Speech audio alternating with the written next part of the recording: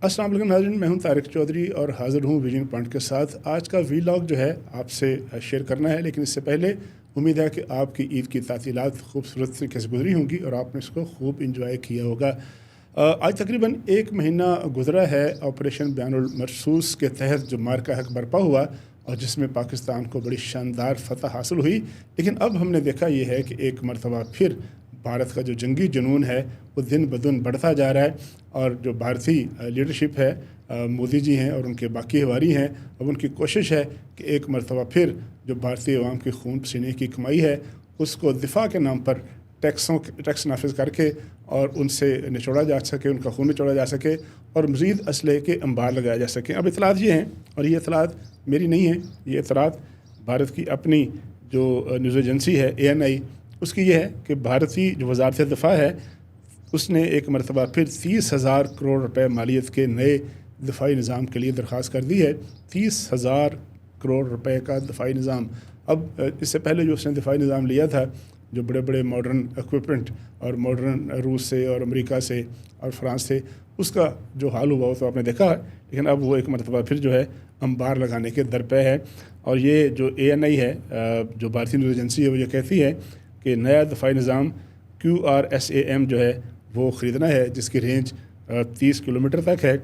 और ये मोबाइल निज़ाम है, यानी हरकत करता है एक जगह से दूसरी जगह पर और 360 डिग्री रडार जो कवरेज फराहम करता है। इसके अलावा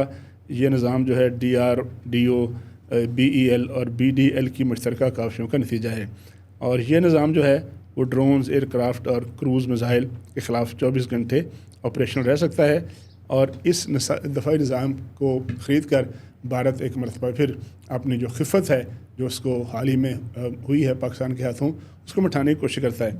ये एक बड़ी अजीबोगरीब रवश है कि भारत जो है वो हमेशा उन चंद मुल्कों में शामिल है जिसने रवायती और गैर रवायती असलहे के हमेशा अंबार लगाए हैं। अब उसका निशाना कौन है? उसका निशाना साफ ज़ाहिर है, पाकिस्तान है या चीन है। बाकी तो मुल्क जो हैं वो हमेशा से भारत के नीचे लगे रहते हैं, उनसे तो भारत को कोई ख़तरा नहीं है। ख़तरा तो पाकिस्तान से भी नहीं है, इसलिए कि पाकिस्तान ने तो कभी भारत के ख़िलाफ़ जारियत नहीं की, बल्कि हमेशा जो भी कुछ किया है अपने दिफा में किया है। अब ये मेरे सामने, इससे पहले कि मैं आगे बढ़ूँ, एक रिपोर्ट है मेरे सामने और ये वर्ल्ड स्टैटिस्टिक्स रिपोर्ट है जिसमें दुनिया के उन 30 टॉप मुल्कों का नाम है जो सबसे ज़्यादा दिफा पर पैसा खर्च करते हैं। ये शुरू होता है अमेरिका से और ख़त्म होता है कतर तक और इसमें अमेरिका जो है वो 968 बिलियन डॉलर खर्च करता है दिफा पर। चीन जो है 235 बिलियन खर्च करता है। रूस 145.9 बिलियन खर्च करता है। जर्मनी 86 बिलियन डॉलर खर्च करता है और UK जैसा बड़ा मुल्क जो है वो 81.1 बिलियन डॉलर खर्च करता है। इसमें बड़ी दिलचस्प बात यह है कि इंडिया, जहाँ इतनी गुर्बत है कि तकरीबन कोई 55 करोड़ लोगों के पास जो सबसे बेसिक इंसानी ज़रूरत है टॉयलेट की, वो मैसर नहीं है। इंडिया 5वां बड़ा मुल्क है जो कि सबसे ज़्यादा पैसे खर्च करता है दफ़ा पर और इसका जो वॉल्यूम है वो 77.4 बिलियन डॉलर के करीब है। इंटरेस्ट की बात यह है कि पाकिस्तान जिसको हमेशा अपने दिफा के हवाले से चैलेंज का सामना करना रहा है, जिसको हमेशा दहशत गर्दी के ख़िलाफ़ नबर्द आज़मा रहना पड़ा है, अभी तक भी है पाकिस्तान, और जिसके वेस्टर्न बॉर्डर पर, ईस्टर्न बॉर्डर पर, दोनों पर जो स्ट्रेटजिक चैलेंजेस हैं, पाकिस्तान इन 30 मुल्कों में शामिल नहीं है। यानी पहले 30 ममालिक जो दिफा पर अरब डॉलर खर्च करते हैं, पाकिस्तान उनमें शामिल नहीं है। साबित इससे ये होता है कि पाकिस्तान ने हमेशा अपने दिफा पर जो खर्च किया है वो मजबूरी में किया है, अपनी कंपल्शन के तहत किया है और उस जारियत के पेश नज़र किया है जो कि भारत ने उस पर हमेशा मसलत की है। तारीख़ है एक पूरी लंबी। 1947 14 अगस्त को जब पाकिस्तान आज़ाद हुआ तो सिर्फ 1 साल बाद 1948 में भारत ने सबसे बड़ी पहली मुदाखलत की, जब उसने अपनी फ़ौजें कश्मीर में दाखिल की और कश्मीर में फ़ौजें दाखिल करके उस पर कब्ज़ा करने की कोशिश की। पाकिस्तान ने उसका दिफा किया और कश्मीर का एक हिस्सा जो है वो आज़ाद हुआ और वो आज जो है आज़ाद जम्मू कश्मीर के नाम से एक स्टेट के तौर पर जो है वो अपना काम कर रहा है। जबकि कुछ हिस्सा अभी तक भारत के ज़ेर तसल्लुत है, जहाँ पर भारत ने दहशत गर्दी का और जुल्म सितम का एक जो है बड़ा बाज़ार गर्म कर रखा है। उसके बाद एक पूरी तारीख़ है। 1965 में इंडिया ने एक मरतबा फिर पाकिस्तान पर وار مسلط کی، اور پاکستان نے اس وقت جو اس کی پوزیشن تھی، نئی ایک نوزائیدہ مملکت تھی، وسائل نہیں تھے، اس کے باوجود بھارت کا مقابلہ کیا اور بھارت کو پیچھے دھکیلا اور اس کو شکست سے دوچار کیا۔ 1971 میں ایک مرتبہ پھر بھارت نے دنیا بھر کی جو اخلاقیات تھی اس کو بالائے طاق رکھا اور ایک سورن اسٹیٹ ایسٹ پاکستان میں اپنی فوجیں داخل کیں۔ پاکستان نے اس وقت بھی مشرقی اور مغربی بارڈر دونوں پر دفاع کیا اور اس کے نتیجے میں سانحہ مشرقی پاکستان جو ہے رونما ہوا۔ اس کے بعد بھی یہ بھارت کی طرف سے جو جاری تھی اس کا سلسلہ ختم نہیں ہوا۔ بھارت نے جو ہے سیاچین کی وار پاکستان پر مسلط کی، سیاچین میں مداخلت کی، وہاں بھارت کا مقابلہ کیا گیا۔ اس کے علاوہ پھر کارگل وار ہوئی جو گزشتہ صدی کے آخری چند مہینوں میں برپا ہوئی، اور اس میں بھی ایک مرتبہ پھر بھارت کو پیچھے دھکیلا گیا، بھارت کو بڑی شرمناک شکست ہوئی۔ اس کے بعد ایک اور بڑا عجیب و غریب واقعہ ہوا کہ، لیکن اس سے پہلے میں ذکر کروں کہ 1979 میں جو سوویٹ یونین تھا، جو سب سے بڑی جنگی مشینری تھی، طاقت تھا، بہت بڑی، دنیا کی دوسری بڑی طاقت تھا، امریکہ کے مد مقابل تھا، اس کی فوجیں افغانستان میں رہیں اور 20 سال تک وہ مسئلہ رہا، اور 20 سال تک پاکستان کو اگین دہشت گردی کا سامنا کرنا پڑا۔ پاکستان میں دھماکے ہوتے تھے، خودکش حملے ہوتے تھے، اور پاکستان کو اپنے ویسٹرن بارڈر پر اپنے دفاع کے لیے باقاعدہ طور پر بڑی جو ہے وہ ہیوی ڈپلائمنٹ کرنی پڑی اور اخراجات کرنے پڑے۔ پھر اس کے بعد وہ واقعہ ختم ہوا، اس کے اثرات کچھ کم ہوئے، تو موجودہ صدی، رواں صدی کے آغاز پر 9/11 کا واقعہ، اور 9/11 کے بعد بھی 2020 تک تقریباً 20 سال امریکہ افغانستان میں رہا، اور پاکستان نے دہشت گردی کے خلاف فرنٹ لائن اسٹیٹ کا کردار ادا کیا۔ پاکستان نے جو واحد نان نیٹو الائی تھا جو دہشت گردی کے خلاف باقاعدہ سینہ تان کر کھڑا ہوا، اور 20 سال تک دہشت گردی کے خلاف جو جنگ تھی اس کو لڑتا رہا، اور آج بھی لڑ رہا ہے۔ اس دوران پاکستان میں کوئی 90,000 کے قریب جو ہیں وہ شہادتیں ہوئیں، سویلینس کی بھی اور ہمارے فوجیوں کی۔ پاکستان نے کوئی $150 ملین کے قریب جو ہمارا معاشی دھچکا برداشت کرنا پڑا، انفراسٹرکچر تباہ ہوا، بم دھماکے ہوئے مسجدوں پر، چرچوں پر، امام بارگاہوں پر، ہمارے اسٹیڈیمز پر، ہمارے پولیس لائنوں پر، ہر جگہ پر حملہ ہوا، اور پاکستان جو تھا وہ دہشت گردی کا سامنا کرتا رہا، اور آج بھی پاکستان کو BLA کی شکل میں، پاکستان کو TTP کی شکل میں، اور ایک وقت تھا آپ کو یاد ہوگا کہ مجاہدین جو نام نہاد مجاہدین تھے ہمارے قبائلی علاقہ جات میں گھس آئے اور ان کا خلاف آپریشن کرنا پڑا۔ یہ سارا سینیریو بتانے کا مقصد یہ ہے کہ پاکستان کو کس طرح سے ایسٹرن بارڈر پر ایک بڑے ملک کی جانب سے، انڈیا کی جانب سے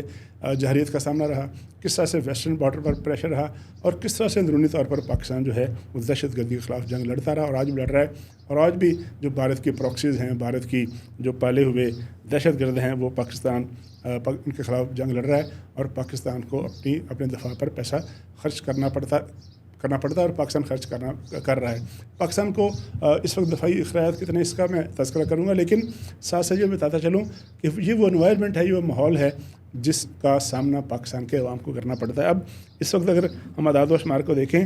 تو اس وقت جو ہے بھارت کا دفاعی بجٹ مالی سال 2025-26 میں، وہاں بھارت میں فروری سے ان کا مالی سال شروع ہوتا ہے، تو اس وقت جو ہے بھارت کے جو دفاعی اخراجات 2025-26 میں ہے یہ $77.4 ارب تک پہنچ گئے ہیں، جو کہ گزشتہ سالوں سے 9.5% زیادہ ہے۔ اور جو بعض جو تھنک ٹینک ہے، ریسرچ کے ادارے ہیں، ان کا یہ کہنا ہے، ان کی ریسرچ یہ ہے کہ بھارت اپنے دفاعی اخراجات میں گزشتہ 5 سالوں میں 94%، یعنی اس سے زیادہ غیر معمولی اضافہ شاید ممکن نہ ہو۔ 94% اضافہ ہے 5 سالوں میں، اور 10 سالوں میں 170% جو ہے اضافہ کیا ہے بھارت نے اپنے دفاعی اخراجات میں، جس کے اس اخراجات کو جدید ٹیکنالوجی اور جو ہے اس کے علاوہ اپنی دفاعی صلاحیتوں اور اپنی جارحانہ صلاحیتوں کو اس نے ہمیشہ اس میں اضافہ کرنے کی کوشش کی ہے۔ اس کے علاوہ وہ یہ جو پیسہ ہے اس میں جدید جنگی ٹیکنالوجی ہے، خاص طور پر اسرائیلی ساختہ جو اسلحہ ہے، جو ڈرونز ہیں